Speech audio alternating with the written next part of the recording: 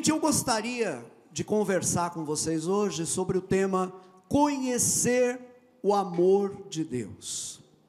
Conhecer o amor de Deus. Para a gente refletir um pouquinho sobre esse tema, eu proponho a gente partir de um texto muito conhecido, um versículo apenas, que está na carta de Paulo aos Romanos, capítulo 5, versículo 5. Romanos, capítulo 5, versículo 5. Diz assim a palavra de Deus: ora, a esperança não confunde, porque o amor de Deus foi derramado em nosso coração pelo Espírito Santo que nos foi outorgado. O Espírito Santo que nos foi dado. Pois bem, eu não sei quantos de vocês sabem disso, mas este domingo, na tradição da igreja cristã, é o domingo no qual nós comemoramos Pentecostes. Vocês sabem que Pentecostes é uma das principais festas do povo de Israel, né? A Páscoa, Pentecostes, 50 dias depois da Páscoa, e lá mais no fim do ano, a festa dos tabernáculos, também chamada de festa das cabanas. Essas eram as três principais festas do povo de Israel.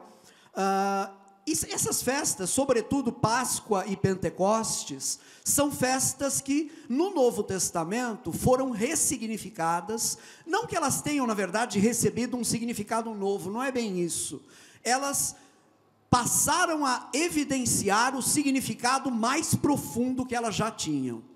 Porque a Páscoa não é apenas a libertação do povo de Israel do Egito. Isso é um símbolo, é um sinal de uma libertação muito maior que Deus iria fazer depois, que é justamente a nossa libertação, a libertação de todos os homens e mulheres da escravidão do pecado. E essa libertação Jesus realizou na cruz do Calvário por nós. Então esse é o significado da Páscoa.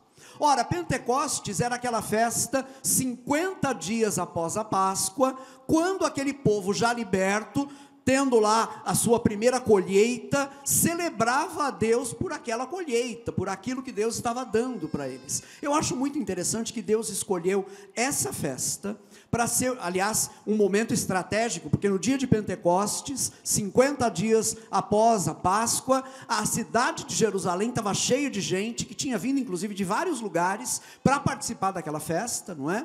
Ali foi quando Deus derramou o seu Espírito Santo sobre a igreja, cumprindo a promessa que havia sido feita já no Antigo Testamento, e havia sido reforçada por Jesus, dizendo: depois que eu for glorificado, eu vou pedir ao Pai, e o Pai vai conceder a vocês o Espírito Santo. E essa promessa se cumpre no dia de Pentecostes. Gente, isso é muito importante, porque a vida cristã é obra do Espírito Santo. A igreja e a vida cristã só são possíveis por causa daquilo que Jesus realizou na cruz do Calvário. É importante saber que a Trindade inteira está envolvida nessa obra. O Pai fazendo uma aliança com a gente, prometendo que iria disponibilizar um caminho pelo qual nós seríamos salvos. O Filho vindo em carne, não é, se tornando ser humano e morrendo por nós na cruz, em nosso lugar, para perdão dos nossos pecados. E o Espírito Santo que vem finalmente e torna reais todas essas coisas na nossa vida. O Espírito Santo que vem para dentro de nós e torna o nosso coração sensível a Deus. A obra de redenção é uma obra da Santíssima Trindade, e especialmente agora eu queria enfatizar esse aspecto realizado pelo Espírito Santo. É na base da obra de Cristo, como diz até uma imagem muito forte lá em Levítico, é sobre o sangue do sacrifício que o óleo é colocado. Então o derramar do Espírito Santo vem sobre a obra que Jesus realizou, e por isso, na vida de uma pessoa que ainda não entregou o seu coração ao Senhor, não é possível a obra do Espírito. Primeiro é preciso passar pelo Calvário para poder finalmente chegar a Pentecostes e receber a presença e a habitação do Espírito dentro de nós. Então esse domingo aqui, para mim é um domingo muito significativo. Bom, quem me conhece, quem conhece um pouco a minha trajetória como pregador, e me permitam dizer, eu prego já há algum tempo, eu prego desde os meus 12 anos de idade, isso quer dizer que eu tenho já 44 anos de trajetória como pregador. Eu diria que o tema que mais me apaixonou ao longo da minha trajetória foi o tema de avivamento. Dificilmente alguma coisa mexeu mais com o meu coração ao longo da minha vida do que esse tema. Agora, avivamento é um tema que hoje anda meio incompreendido. Então a gente precisa reaprender do que se trata quando a gente fala de avivamento. Eu trouxe para vocês uma definição dada por um dos meus autores favoritos, recentemente falecido, James Packer. Ele diz o seguinte, ele diz que avivamento é a ação de Deus devolvendo a uma igreja moribunda, de uma maneira fora do comum, aqueles padrões da vida e da experiência cristã que o Novo Testamento estabeleceu como sendo inteiramente normais. Vou chamar a tua atenção para essa definição, porque ela é muito rica, né? Avivamento é a ação de Deus devolvendo a uma igreja moribunda, uma igreja que está mal das pernas, que está quase morrendo, né? De uma maneira fora do comum, aqueles padrões de vida e da experiência cristã que o Novo Testamento estabeleceu como sendo inteiramente normais. Isso é uma coisa impressionante. Em outras palavras, avivamento é quando Deus precisa usar uma medida extraordinária de atuação dele no meio da igreja para poder nos trazer de volta aquilo que deveria ser a nossa vida comum, aquilo que deveria ser a nossa experiência cotidiana. Deveria ser todos os dias aquela experiência padrão, mas por alguma razão nós perdemos isso e Deus precisa restaurar isso na nossa vida. É interessante pensar, não é, que trata-se aí de trazer para a gente de volta aquilo que deveria ser um padrão. Gente, se é padrão, é para todos, né? E, no entanto, trata-se de uma dimensão de vida com Deus e de comunhão com Deus que muitos de nós acabamos não experimentando. No entanto, essa dimensão a qual eu estou me referindo era normal no tempo do Novo Testamento. Era normal, é o que nós vemos ali em termos da normalidade da vida da igreja, refletida no livro de Atos e refletida também nas cartas do Novo Testamento. Isso não quer dizer que a igreja do Novo Testamento era uma igreja sem problemas, muito pelo contrário, eles tinham inclusive problemas de sobra, mas eles também tinham uma dimensão da experiência do poder de Deus e da atuação de Deus que a maioria das nossas igrejas não conhece mais hoje em dia. E aí eu preciso fazer uma pergunta importante aqui, por que isso acontece? Por que nós nos afastamos daquilo que deveria ser a normalidade da vida da igreja? E eu acho que se nós queremos uma explicação para isso, a única explicação exata, precisa que eu encontro, é aquela que está numa declaração que o Senhor Jesus faz à igreja de Éfeso, numa daquelas cartas, lá no comecinho do livro do Apocalipse, quando Jesus em pessoa se dirige a algumas igrejas, a 7 igrejas, e a uma delas, a igreja de Éfeso, Apocalipse 2, versículo 4, Jesus diz o seguinte: tenho porém contra ti, que abandonaste o teu primeiro amor. Colocando em miúdos, por que uma igreja esfria? Por que uma igreja perde essa dimensão de uma vida mais intensa e de uma experiência mais intensa com Deus? Porque a igreja, nós, e vejam, isso que eu estou falando acerca de igreja, se aplica também a indivíduos, tá? Porque aliás são indivíduos que compõem a igreja. O que é que acontece? Nós deixamos o nosso primeiro amor de lado, nós nos afastamos do nosso primeiro amor por Deus, e por isso nós perdemos essa dimensão. Quando isso acontece, a igreja fica, feito na definição que eu li há pouco, moribunda, fica aí à beira da morte. Usando uma outra fala de Jesus, a uma outra igreja mencionada lá em Apocalipse, agora a igreja de Sardes, Jesus diz o seguinte, em Apocalipse capítulo 3, versículo 1, conheço as suas obras, você tem fama de estar vivo, mas está morto. Gente, isso é um alerta terrível. É possível parecer vivo e estar morto. É possível que a igreja pareça viva, cheia de atividade, cheia de gente, cheia de cultos, cheia de programas, cheia de uma série de coisas, e no entanto ela está morta. É possível continuar a vir na igreja como indivíduo, participar das reuniões, e no entanto estar morto espiritualmente, ou estar à beira da morte em termos espirituais. Então é importante ter em mente as coisas que podem nos levar a uma vida aquém do normal que Deus planejou para nós como igreja e como indivíduos. Hoje em dia, infelizmente, e um detalhe, né, antes de prosseguir, tem remédio para essa situação? Tem. O único remédio é a ação do Espírito Santo, capaz de devolver uma igreja, ou de devolver um indivíduo, né, eu e você, novamente a uma vida vivida segundo o padrão do Novo Testamento. A ação do Espírito Santo é o único remédio. Agora, quando a gente fala hoje em dia em avivamento, a impressão que eu tenho, eu disse no começo, é que há uma incompreensão em torno disso, né? Em torno dessa palavra. Alguns entendem, ouvem avivamento e já pensam em velharia. Avivamento para algumas pessoas é mais ou menos como aquela sensação que a gente tem quando abre o baú da nossa vovó, né? Enfim, sabe aquele baú que ficou fechado por 50 anos? A gente vai lá e abre e sobe aquele cheiro de naftalina, né? Parece que a gente fala avivamento, algumas pessoas já sentem o cheiro de naftalina. Esse negócio aí é coisa velha, histórias antigas, coisa que Deus fazia lá atrás, não tem nada a ver com o nosso tempo. Essa é a atitude de algumas pessoas. Outras pessoas, no entanto, quando ouvem falar em avivamento, pensam, confundem avivamento com programações da igreja, e vão dizer, tá, entendi, avivamento, é a conferência profética tal, é o encontro que vai ter não sei aonde, é o pregador visitante que vai falar sobre não sei o quê, e ficam aí pensando que avivamento é um culto pirotécnico, avivamento é um lugar onde acontece muitas manifestações emotivas, não é? Eu queria dizer com clareza para vocês que avivamento não é nenhuma coisa nem outra. Avivamento não é nem velharia, não é nem uma coisa antiga e fora de moda e fora de uso, e também não é sinônimo de show gospel. Avivamento é uma ação profunda do Espírito Santo na vida da igreja. Então eu estava meio que num dilema, porque eu queria muito falar sobre avivamento, mas eu não posso fazer isso hoje ainda.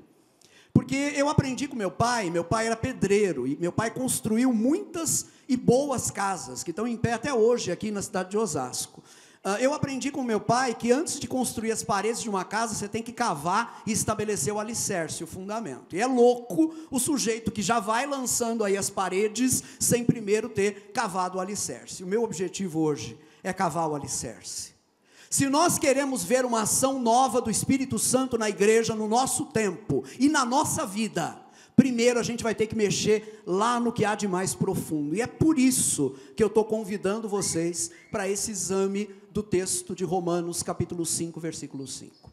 Eu quero começar esse exame, primeiro, esclarecendo um aspecto que me parece importante nesse texto. Por isso, o meu primeiro tópico é: o que significa dizer que o amor de Deus foi derramado em nossos corações? Qual o sentido, qual o significado disso? Vamos voltar ao texto de Romanos 5,5, e agora eu quero chamar a atenção de vocês para essa expressão, o amor de Deus. Diz o versículo: ora, a esperança não confunde, porque o amor de Deus foi derramado em nosso coração pelo Espírito Santo que nos foi outorgado. Muitas vezes a gente lê a Bíblia com pressa e não para pensar no que o texto está falando para a gente. No caso desse versículo, o que significa dizer que o amor de Deus foi derramado? A maioria das pessoas que eu conheço faz uma leitura meio sentimental, meio mística desse versículo e pensa, é uma assim, sei lá, uma sensação de alguma coisa boa, né? Mas assim, fica nesse plano do indefinido, né? Quando pensa, o amor de Deus foi derramado em nosso coração. Gente, vamos lá, vamos tentar entender o negócio. Faz sentido, faz todo sentido dizer que um copo de água foi derramado. Faz ou não faz? Não faz? Não, eu não vou derramar, que eu tenho que beber essa água, mas faz todo sentido. Você pega, você vira, você derrama um copo de água. Faz todo sentido você dizer que um jarro de leite com 1 litro de leite caiu no chão, quebrou, e o leite ficou ali derramado no chão. Faz todo sentido. Por quê? Porque um copo de água, um jarro de leite, são grandezas, são quantidades de alguma determinada substância que pode ser derramada. Aquela substância água pode ser derramada, aquela substância leite pode ser derramada. Ora, o amor não é uma substância, o amor não é alguma coisa que possa ser derramado. Vocês estão entendendo? Afinal de contas, o que é amor? Vocês já pararam para pensar nisso? Queridos e queridas, amor é ação. É isso que é amor. Amor é ação. Quando alguém diz, eu amo você, o que é que essa pessoa está dizendo? Essa pessoa, ao dizer eu amo você, ela está dizendo, eu gosto de você, eu sinto afeição por você, eu aprecio estar ao seu lado, eu me preocupo com você, olha, eu me interesso pelas coisas que te interessam. Quer saber de uma coisa? Eu estou disposto a dar minha vida por você. Dizer eu amo você é dizer tudo isso. Agora percebam uma coisa, vejam aqui comigo. Gostar, sentir afeição, apreciar, se preocupar, se interessar, estar disposto ao sacrifício, são ações. Todos os verbos indicam ação, porque o amor é isso, o amor é ação.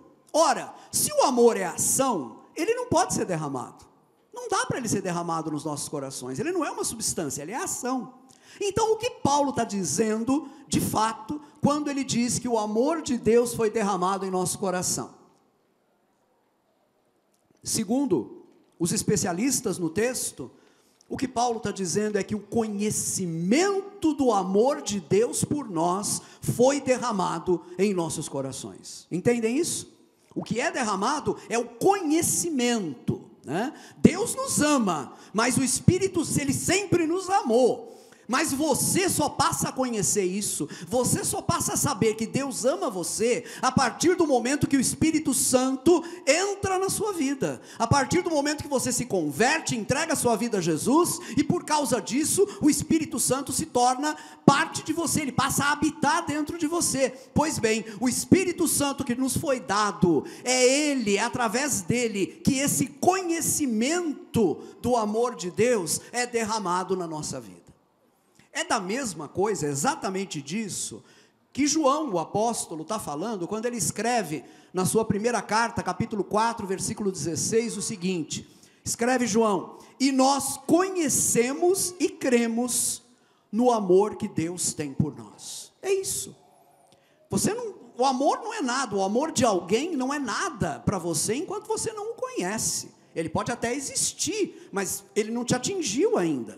A partir do momento que o Espírito Santo passa a habitar em você, o Espírito Santo se encarrega de fazer com que esse conhecimento do amor de Deus seja uma realidade na sua vida. Vocês estão comigo? Estão me acompanhando? Ok. No coração da vida cristã, então, gente, está uma descoberta que a gente faz, não por nós mesmos, não por nossa conta, mas por obra do Espírito Santo que vem habitar em nós. Que descoberta é essa?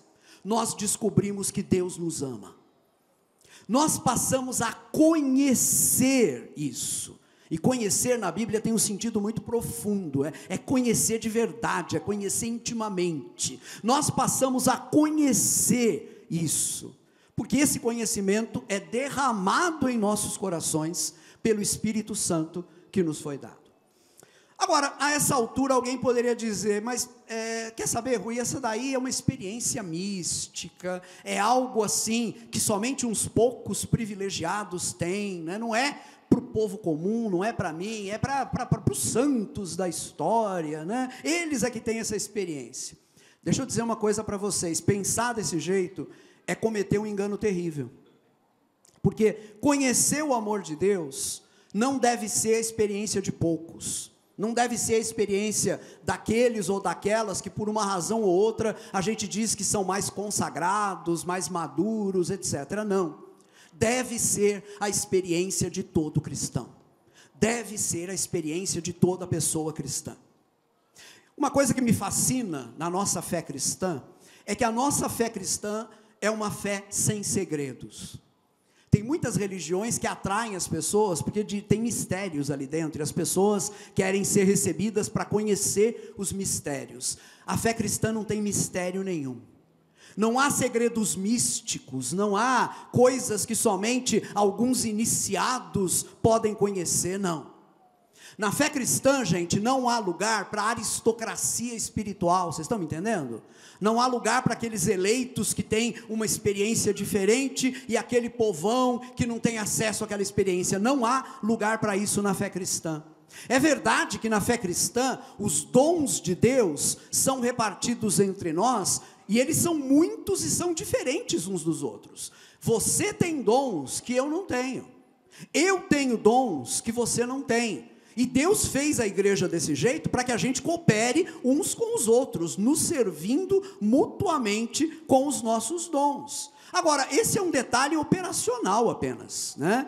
Tirando isso de lado, naquilo que é essencial, todos nós somos iguais, porque todos nós somos habitados pelo mesmo Espírito Santo, é o mesmo Deus que age em todos nós e por meio de todos nós, não tem diferença. Não há segredos na vida cristã, porque o Espírito Santo, aquele que nos capacita para vivermos a vida cristã, ele foi dado a todos nós. Amém? Uma vez dito isso, eu queria agora sublinhar alguns aspectos que eu acho que estão presentes nesse versículo que a gente leu, e para o qual, infelizmente, nós temos dado pouca atenção nos últimos tempos. Eu creio que se nós olharmos para esses aspectos com atenção, nós vamos gerar uma ocasião para que o Espírito Santo nos leve a uma reavaliação da nossa própria vida cristã, e a partir disso nos leve a uma experiência cristã mais genuína e mais profunda. Então, vamos agora tentar dar uma olhada nesses aspectos. O meu segundo ponto, o segundo tópico dessa mensagem diz: o conhecimento do amor de Deus foi derramado em nossos corações. Parece que não mudou muito em relação ao primeiro tópico, mas tem uma mudança importante, porque agora o que eu quero analisar com vocês é essa expressão que aparece em Romanos 5,5. O conhecimento do amor de Deus foi derramado. Chamo a atenção de vocês para isso. Foi derramado.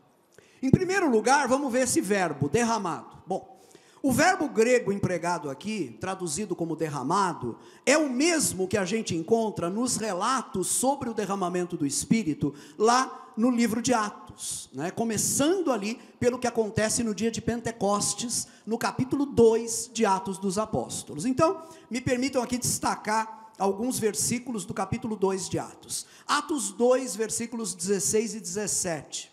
Diz assim a palavra de Deus. Vamos lembrar o contexto aqui.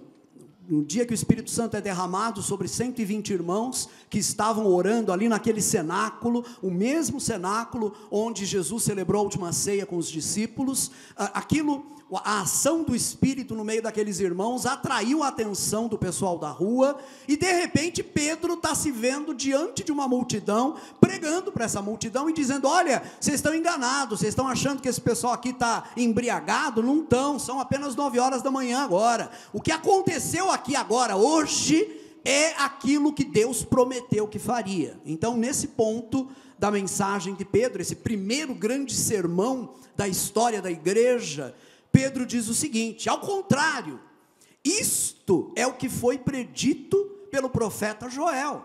Nos últimos dias, diz Deus, derramarei do meu espírito sobre todos os povos.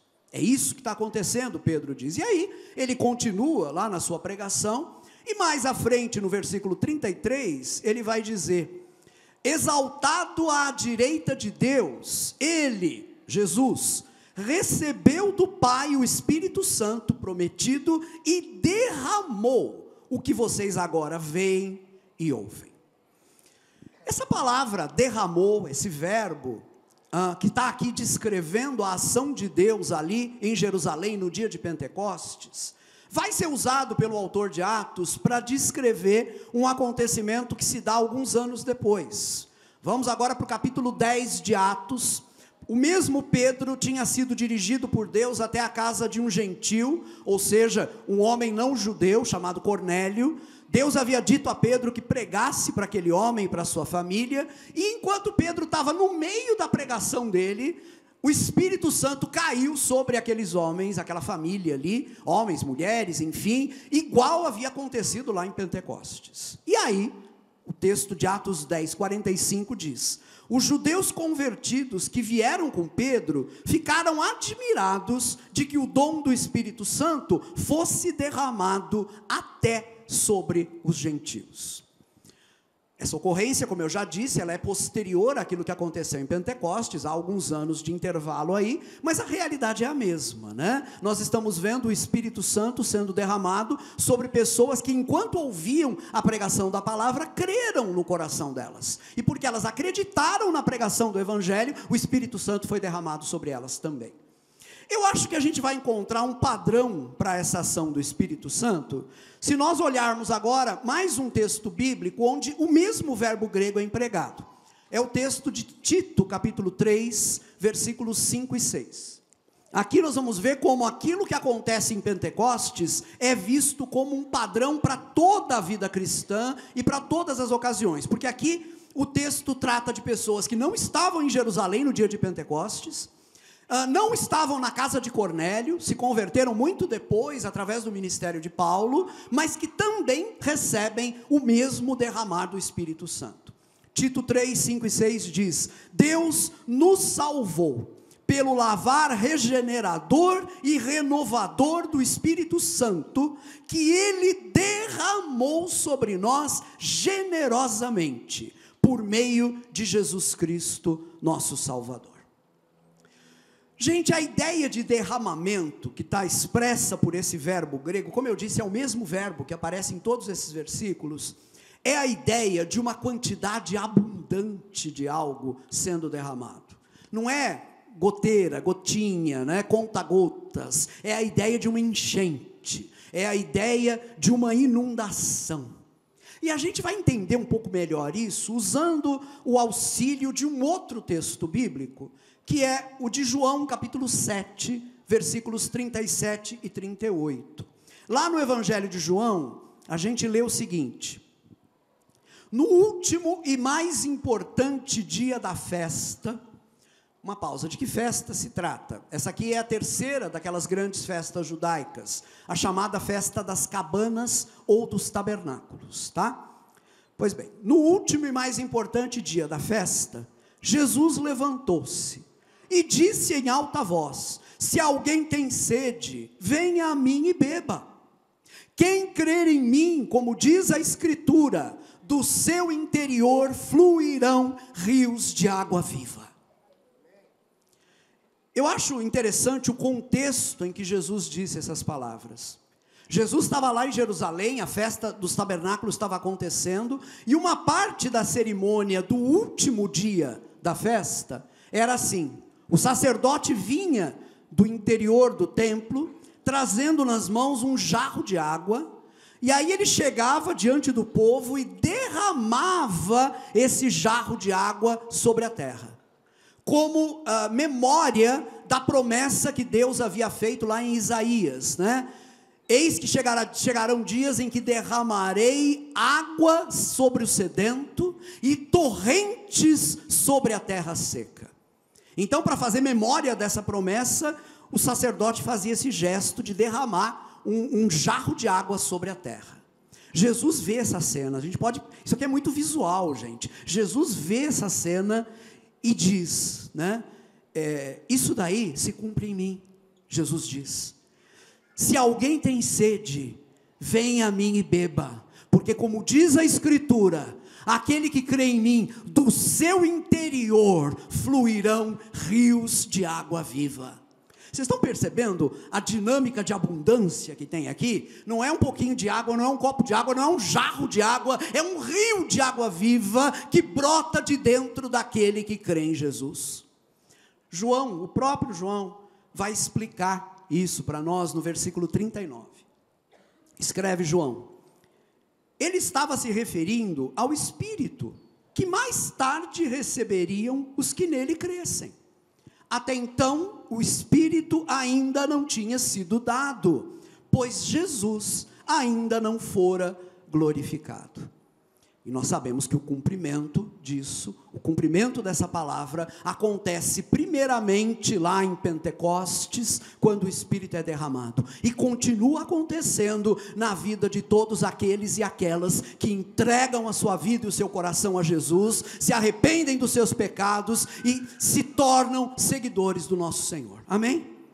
Gente, eu não estou esgotando os sentidos que tem em Pentecostes ainda, longe disso, tem mais coisa aqui, tem mais verdade em Pentecostes, né? A questão do batismo com o Espírito Santo está presente também aqui nessa verdade, mas eu estou trabalhando aqui com a realidade mais fundamental. Se você creu no Senhor Jesus, o Espírito Santo foi derramado sobre você, o Espírito Santo hoje habita você, não na forma de um copo ou de uma jarra de água, mas na forma de uma fonte de água abundante. É isso que você tem dentro de você e à sua disposição, se você crê no Senhor Jesus. Amém? Graças a Deus. Agora então a pergunta que eu teria para fazer aqui é simples, né? Essa promessa, o derramamento do Espírito Santo, será que ela é restrita a alguns poucos? Será que ela é destinada apenas a alguns escolhidos? E a resposta a essa pergunta é óbvia: não. Ela se destina a todos que passam a crer no Senhor Jesus. Uma vez que a gente tenha isso claro em mente, a gente pode agora voltar para o texto de Romanos capítulo 5, versículo 5. No derramar do Espírito Santo, que acontece na vida de todos aqueles que creem no Senhor, nesse derramar, o conhecimento do amor de Deus, o conhecimento do amor que Deus tem por nós, né? Esse conhecimento é derramado juntamente e passa a estar dentro de nós, igual o Espírito Santo está dentro de nós. Conhecer, gente, o fato maravilhoso de que Deus nos ama, é uma dádiva que Deus concede a todos nós, e esse conhecer tem que ser bem compreendido. Se é para fazer jus ao sentido do verbo derramar, derramado, que aparece no Novo Testamento, não é um pouquinho de conhecimento, não é um conhecimento de conta-gotas, né? Não é uma vaga impressão, não, é uma abundância de conhecimento, é um conhecimento claro, direto, é uma certeza, a certeza de que Deus me ama. Eu fico me perguntando, se pode haver coisa mais relevante para nós hoje em dia do que isso, a certeza de que Deus nos ama. Ui, mas você está falando de uma coisa tão básica. Pois é, eu diria que não tem nada mais básico para a gente do que perceber que Deus nos ama, e perceber que esse conhecimento foi derramado no nosso coração. Até agora eu olhei para o verbo derramado, vamos dar uma olhada agora no verbo que está do lado ali no versículo. Diz Romanos 5,5 que o conhecimento do amor de Deus foi derramado. Foi.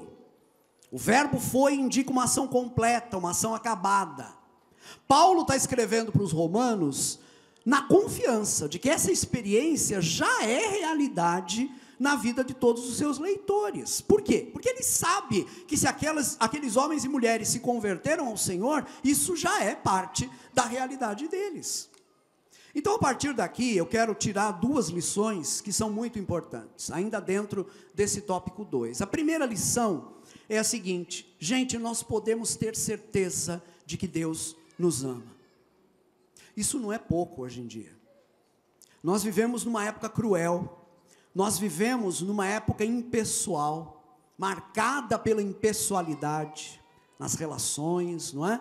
Nós vivemos numa época onde o interesse das pessoas por nós, frequentemente, está determinado pelo que a gente pode oferecer para elas, né? Nós somos amados não pelo que nós somos amados pelo que nós podemos fazer, e nada é mais ruim do que isso, porque isso nos torna em meros objetos para essas pessoas. Bom, num mundo assim, num mundo onde não se ama, onde o que alguns pensam que é amor, na verdade é apenas um uso do outro, visando suas próprias finalidades, nesse mundo nós podemos saber que Deus nos ama. E mais, nós podemos pessoalizar isso no grau mais absoluto. Entendam uma coisa, Deus não ama a humanidade, que nem a gente pensa apenas, né? E aqui vamos entender a humanidade. Quando a gente fala de amar a humanidade, no que é que você pensa? Eu penso naqueles estádios de futebol ou de outros esportes que aparecem em histórias em quadrinhos e desenhos animados, vocês lembram? Quando você vê uma grande multidão reunida num ginásio, né, numa história em quadrinhos ou num desenho animado, você vê um monte de carinhas sem fisionomia, né? Aqueles círculozinhos que indicam, ali tem uma pessoa, ali tem uma... mas ninguém tem fisionomia, né? Quando a gente fala de amar a humanidade, é meio isso que vem na cabeça da gente. Deixa eu dizer algo para vocês. Deus só ama a humanidade porque Ele ama cada ser humano individualmente. Cada um, Ele conhece cada um pelo nome, Ele sabe a data de nascimento de cada um, Ele sabe tudo acerca de cada um. Amar a humanidade não é amar uma multidão sem rosto. Amar a humanidade enquanto ação de Deus é amar individualmente cada ser humano. Então a certeza que o Espírito Santo está trazendo para o teu coração hoje, não é apenas a certeza de que Deus nos ama, é a certeza de que Deus me ama. Você pode colocar seu nome nessa frase? Deus me ama, Deus ama a mim, Deus ama o Rui. Você pode fazer isso? Pronuncie essa frase, diga Deus ama e diga o seu nome. Faz isso agora. Faz isso agora, você vai sentir a força disso. Deus ama você individualmente. Segunda lição que a gente pode tirar é a de que essa certeza de que Deus nos ama já é uma realidade em nós. Deixa eu contar uma coisa para vocês, daqui a pouco, quando eu terminar essa mensagem, eu vou orar, mas eu não vou pedir para Deus colocar no coração de ninguém a certeza de que Ele ama você. Eu não vou pedir isso, porque essa certeza já está dentro de você.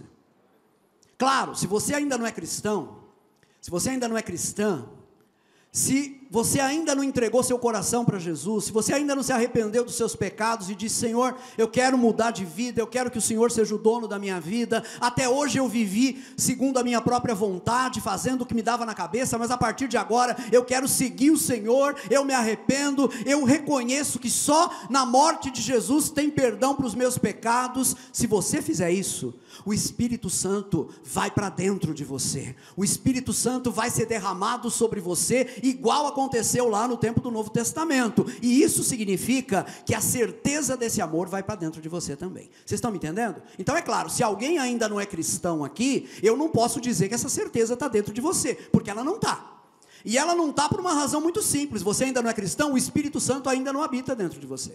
Mas a partir do momento que você entrega a sua vida para Jesus, o Espírito Santo passa a habitar em você, e junto com Ele, Ele leva essa herança, e essa herança inclui a certeza de que Deus ama você. Então daqui a pouco eu não vou orar dizendo, ó Deus, abre o coração, para que essas pessoas, né, faz elas terem certeza, dá certeza para elas. Não vou orar isso, essa certeza já está dentro de você. Você não precisa pedir a Deus que coloque, você não precisa pedir a Deus que te dê, isso já foi dado junto com o Espírito Santo que foi derramado. Isso conduz a gente ao último aspecto que eu queria destacar para vocês, o meu último ponto, e meu último ponto diz o seguinte: essa certeza é parte do ministério regular do Espírito Santo, é parte da obra normal do Espírito Santo em nossas vidas. Deixa eu dizer algo importante para vocês. Eu sou muito grato a Deus por tudo aquilo que a igreja aprendeu desde o começo do século XX com os nossos irmãos chamados pentecostais. O Espírito Santo usou o movimento pentecostal no começo do século XX para despertar uma boa parte da igreja que estava adormecida, eu até ouso dizer que estava moribunda, uma igreja que não conhecia mais o poder de Deus, que não entendia mais a ação dos dons do Espírito, uma igreja que tinha se tornado uma instituição. Pois bem, Deus usou um forte avivamento entre esses irmãos para justamente despertar a igreja dessa situação. Talvez alguns de vocês que estão me ouvindo aqui hoje sejam pessoas que vieram, ou talvez ainda façam parte de igrejas ligadas à tradição chamada de pentecostal. Eu mesmo nunca fui pentecostal, eu venho de uma igreja presbiteriana, mas uma igreja presbiteriana que lá no começo dos anos 70 conheceu o poder do Espírito Santo. Então nós aprendemos muito com os nossos irmãos pentecostais. Eu me lembro que nos primeiros anos, quando a minha denominação ainda não tinha uma revista de escola dominical, nós usávamos a revista de escola dominical da Igreja da Assembleia de Deus. Aquilo ensinava para a gente muita coisa que nós não conhecíamos sobre a ação do Espírito Santo. Deus fez uma obra fantástica na igreja do século XX através dos nossos irmãos pentecostais. No entanto, gente, nós somos seres humanos, e seres humanos, se ser humano tem uma característica geral, comum a todo mundo, é o desequilíbrio. Nós somos desequilibrados e nós desequilibramos as coisas com muita facilidade. Ora, o que aconteceu é que por causa do que Deus havia feito no movimento pentecostal, muita gente começou a confundir a ação do Espírito apenas com fenômenos extraordinários. Não, a ação do Espírito é aquele avivamento, vem o Espírito Santo e faz, e as pessoas são quebrantadas e experimentam algo novo. Tudo isso é ação de Deus, sem dúvida nenhuma. Mas a ação do Espírito Santo não é apenas assim. Há uma outra esfera da ação do Espírito Santo, que é a esfera de uma ação regular, de uma ação que eu chamaria até de cotidiana. Muitas vezes, Deus opera de maneira extraordinária para despertar a igreja do seu sono. Vamos lembrar juntos aquela definição de avivamento que a gente viu no comecinho desse sermão? Lá, aquela que o irmão Packer nos deu.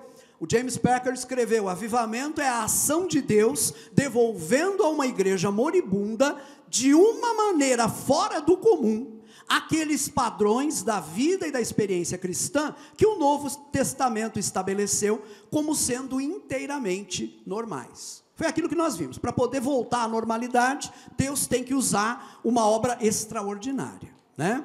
Deus age de maneiras extraordinárias e Ele tem todo o direito de fazer isso.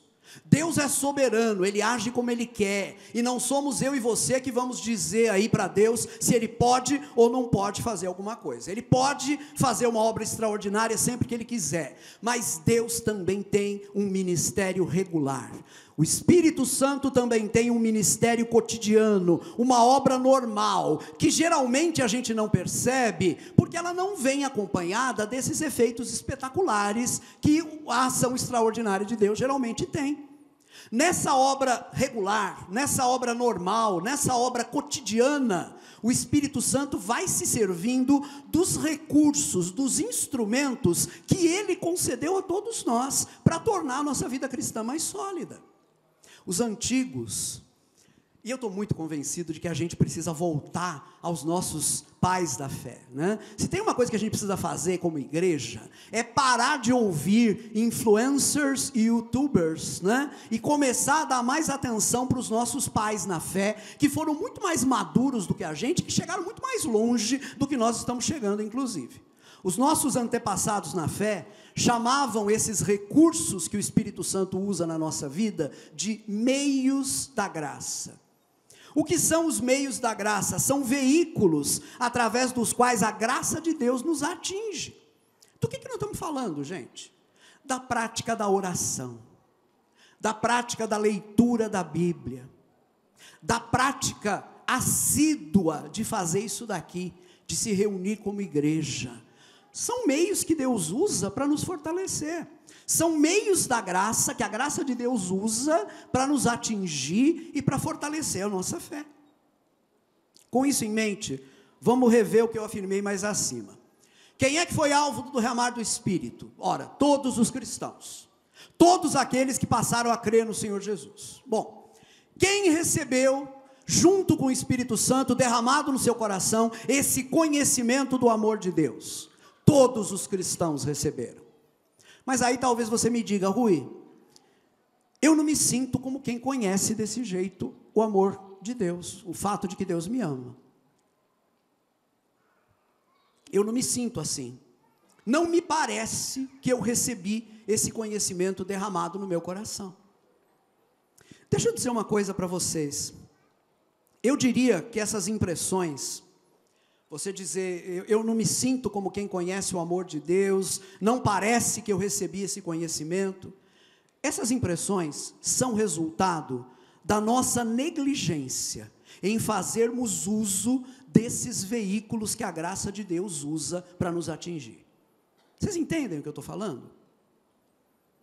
Quando a gente soterra a nossa vida debaixo de outras coisas, por exemplo, anseios, expectativas, projetos, divertimentos, não que essas coisas sejam ruins em si mesmas, mas quando essas coisas se tornam o centro da nossa vida, e a gente deixa de fazer do reino de Deus o centro dos nossos interesses, quando isso acontece, é natural que a gente perca consciência dessa certeza do amor de Deus.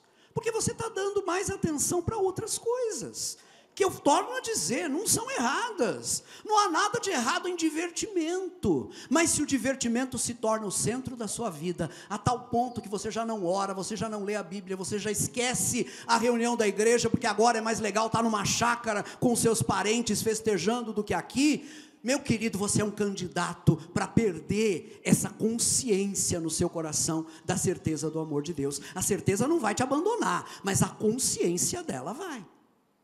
Você quer ver uma coisa? Deixa de orar. Passa aí um mês sem ler a Bíblia. Não estou falando de ler um versículo ou outro, um versículo aqui, o outro na quinta-feira da semana que vem. Estou falando de leitura, né? Cotidiana. Deixa de fazer isso. Deixa de vir aos cultos, fica com preguiça todo domingo, não vem mais às reuniões. Em lugar da oração, coloque conversas frívolas com seus amigos de trabalho.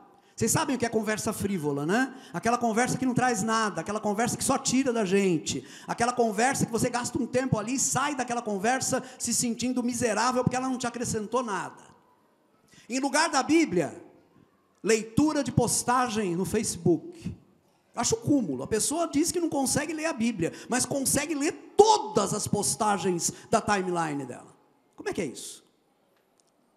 Em lugar das reuniões da igreja, piqueniques, churrascos, festas de família. Tem alguma coisa errada com isso? Não, mas isso daí está se tornando o centro da sua vida, então tem alguma coisa errada. Agora vamos mudar o cenário. Volte-se para Deus. Passe a orar diariamente, mesmo que você não sinta nada. Passe a ler a Bíblia diariamente. Passe a buscar a face do Senhor, como diziam os nossos antepassados na fé. E por isso que eu estou dizendo, a gente precisa voltar aos nossos pais, né? Vai buscar a face do Senhor. Seja assíduo nas reuniões da igreja. O que é que vai acontecer com você? Você vai ver a sua percepção de Deus, a sua percepção da presença de Deus e desse conhecimento de que Deus te ama, você vai ver tudo isso crescendo na sua vida. Amém? O que aconteceu com essa pessoa? Alguém vai até dizer assim, isso daí é o seguinte, essa pessoa aí, de tanto fazer essas coisas, de tanto orar, de tanto ler a Bíblia, de tanto ir na igreja, né, ela acabou se auto-influenciando, né? Muita gente vai dizer isso, porque isso aí tem tudo a ver com esse pensamento cético do nosso tempo. Mas eu vou te responder dizendo o seguinte, não se trata disso não, porque não tem nada mais estranho ao ser humano, não tem nada mais antinatural, se nós considerarmos a natureza do ser humano, do que o amor a Deus. Não tem nada mais estranho ao ser humano do que a sensibilidade para a presença de Deus, do que esse conhecimento de que Ele nos ama. Então, se você experimenta essas coisas, não é por autossugestão, é porque você está dando ouvidos ao Espírito Santo que habita em você, e o Espírito Santo é quem está gerando essas coisas dentro de você. O Espírito Santo começou a falar comigo então, porque eu comecei a orar e ler a Bíblia. Não, meu querido, não, minha querida, Ele está falando há muito tempo, mas agora é que você está ouvindo. Agora você está ouvindo, porque você não estava ouvindo, você estava ouvindo outras vozes, você estava ouvindo outras coisas. Volta o teu ouvido e o teu coração para Deus, e você vai ouvir o que Ele tem para te dizer, e o que Ele vem te dizendo, e as palavras que Ele vai te dizer são essas: você é meu, você é minha, eu te amo, a sua vida é minha, a sua vida tem significado, a sua vida está em mim. É essa confiança que vai se robustecer dentro de você. Estou terminando. Irmãos, o caminho para uma vida cristã abundante, esse caminho está implantado dentro de cada um de nós. Nós devemos ser gratos a Deus pelas ocorrências extraordinárias, pelas manifestações extraordinárias do Espírito Santo. Devemos ser gratos a Deus. Eu vou até além. Me permitam dizer que nós devemos orar por essas ocorrências. Nós devemos pedir que Deus se manifeste no nosso tempo de forma extraordinária, porque no nosso tempo a igreja precisa desesperadamente ser despertada do seu sono. A igreja do nosso tempo é igualzinha à igreja de Sardes, né? Está lá em Apocalipse 3:1, você tem fama de que vive, mas está morta. Tem programa, tem conferência, tem evento, tem show, tem música, tem gente fazendo sucesso, tem gente ganhando dinheiro, tem crescimento numérico, mas não tem vida de Deus, não tem vida espiritual. Você tem fama de que vive, mas está morto. E para viver de novo, é preciso que o Espírito Santo venha e faça uma obra extraordinária no nosso tempo. Então, eu não vejo esperança para a igreja no nosso país, fora de um avivamento. Eu não vejo esperança para a igreja no Brasil, fora de um despertar causado pelo Espírito Santo. Precisamos orar por isso. Mas, queridos e queridas, se a gente quiser uma vida cristã realmente plena, a gente precisa ter em mente que o Espírito Santo tem um ministério regular, tem um ministério cotidiano na nossa vida, e que a gente precisa usar cotidianamente os meios que Ele nos deu, para que a nossa consciência do seu amor e das suas bênçãos seja aguçada dentro de nós. Amém? Vou convidar vocês para ficarem em pé comigo nesse momento. Eu tenho apenas mais um versículo para ler. Gente, me permitam dizer que o fato de que o conhecimento de que Deus nos ama, o conhecimento de que Deus me ama, né, o fato de que isso foi derramado nos nossos corações, já foi derramado, né, já foi concedido, isso não significa que esse conhecimento não possa crescer em nós. Aliás, esse crescimento também faz parte da obra regular do Espírito Santo, do ministério regular, cotidiano, normal do Espírito Santo. Paulo, por exemplo, escreve aos cristãos de Éfeso, e ele sabia perfeitamente que os cristãos de Éfeso, assim como os de Roma, já tinham dentro deles esse conhecimento do amor de Deus. No entanto, Paulo escreve aos Efésios: oro para que vocês possam, juntamente com todos os santos, compreender a largura, o comprimento, a altura e a profundidade, e conhecer o amor de Cristo, que excede todo o conhecimento, para que vocês sejam cheios de toda a plenitude de Deus. Você já tem esse conhecimento, você já tem essa certeza, mas esse conhecimento pode crescer, essa certeza pode crescer, e o Espírito Santo está interessado em fazer com que ela cresça. Quando eu me casei com a Silene, há quase 35 anos já, eu sabia que ela me amava. Desculpa ser aparentemente convencido, mas eu sabia que ela me amava. No entanto, gente, hoje, após todos esses anos, eu sei ainda mais, e com uma clareza ainda maior, que ela me ama. Entendem? Ora, se nós podemos dizer isso de relacionamentos humanos, que são sempre marcados pela nossa fragilidade, se um relacionamento humano, que é sempre limitado, frágil, pode experimentar esse crescimento, não é? O que não dizer do amor de Deus e do conhecimento do amor de Deus? É claro que nós podemos crescer nesse conhecimento, né? Paulo diz que o amor de Cristo excede todo o conhecimento. O que significa isso? Significa que Ele é tão grande, Ele é tão vasto, que nós vamos crescer no conhecimento dEle por toda a eternidade, e nunca vamos chegar ao fim. É isso. É por aqui que começa uma vida cristã rica e plena. É por aqui que começa uma vida cristã normal, nos moldes do Novo Testamento. E eu encorajo você a olhar para dentro de você mesmo hoje, para encontrar aí dentro de você essa certeza, esse conhecimento de que Deus te ama, porque isso já está dentro de você. E eu encorajo também você a usar todos os meios que Deus colocou à sua disposição para intensificar, para fazer crescer a consciência desse conhecimento. Que Deus avive em nossos corações a chama desse conhecimento, e que essa chama brilhe cada vez mais para a glória do nosso Senhor. Amém? Vamos orar. Pai, agradecemos ao Senhor pelo dom do Teu Espírito, dado em Pentecostes, e que continua conosco, Pai. Esse Teu Espírito que comove o nosso coração quando nós oramos, esse Teu Espírito que transforma a terra ressequida do nosso coração num manancial de águas, Pai, porque o Senhor cumpriu a Tua promessa, Senhor. O Senhor derramou água sobre o sedento, o Senhor derramou torrentes sobre a terra seca. Pai, se alguém que ouve essa palavra hoje ainda tem sede, e tem sede porque ainda não veio à fonte que é Jesus, e não encontrou em Jesus a solução para a sua vida, que isso mude hoje, e que essa pessoa, esse homem ou essa mulher, esse moço ou essa moça, que ele conheça ou que ela conheça hoje a salvação em Jesus Cristo. Faz isso, Pai, pelo poder do Teu Espírito. E em todos nós, Pai, que já fomos salvos pelo Senhor, Pai, no nome de Jesus, que o Senhor nos sensibilize, para que possamos dar atenção diariamente ao Teu Espírito, que já nos certifica desse Teu amor dentro de nós.